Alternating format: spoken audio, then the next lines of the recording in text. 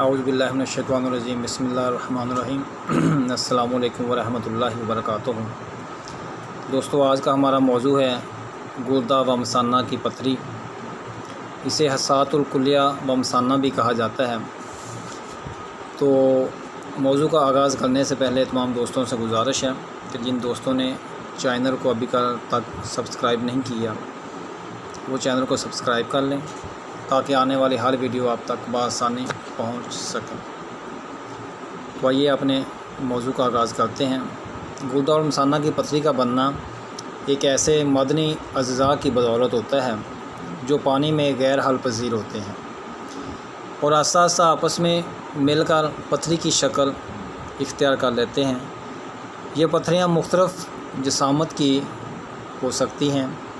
ابتدائی مرض میں مریض کو پتھری کا احساس نہیں ہوتا کیونکہ یہ بننے کے دوران کسی تکلیف کا باعث نہیں بنتی۔ ایک جائزے کے مطابق خواتین کی نسبت مرد حضرات اس مرض کا زیادہ شکار ہوتے ہیں۔ یہ مرض سرد کی نسبت گرم ممالک میں زیادہ پایا جاتا ہے۔ اس کے اسباب یہ ہیں کہ خون میں فاسد اور زہریلے مادوں کا شامل ہو جانا، امراض معدہ و جگر اور گردہ جیسے ان اعضاء کا ضعیف یا متورم ہو جانا، نظام بول کی سوزش، مرطوب و گرم درجہ حرارت والے علاقوں میں رہائش اختیار کرنا، ثقیل، محرک، مرغن، سرد، میٹھی، کچی اور فاسد اغذیہ اور خراب یا غیر شفاف پانی کا استعمال یا حیاتن بی پر مشتمل وٹامن بی پر مشتمل اغذیہ کا کثرت سے استعمال اس کے مین اسباب ہیں۔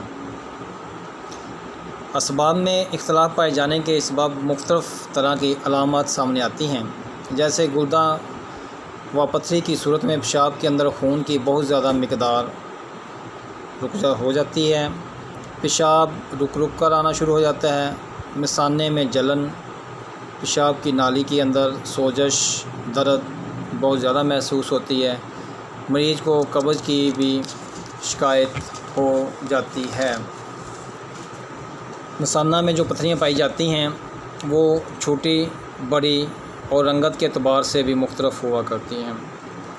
اب آئیے اس کے علاج کی طرف۔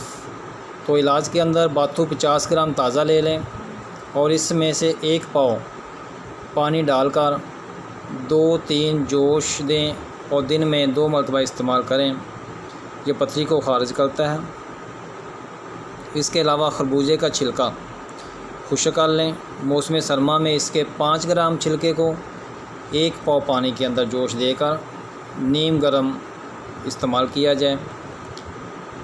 نمبر 3، روغن زیتون 1 بڑا چمچ 1 پاؤ نیم گرم دودھ میں ڈال کر صبح شام استعمال کرایا جائے تو یہ بھی پتھری کو خارج کرنے کے لیے بہت زیادہ مفید ہے۔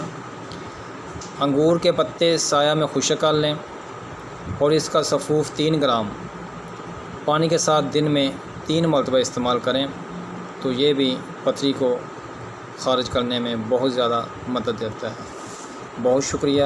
السلام علیکم۔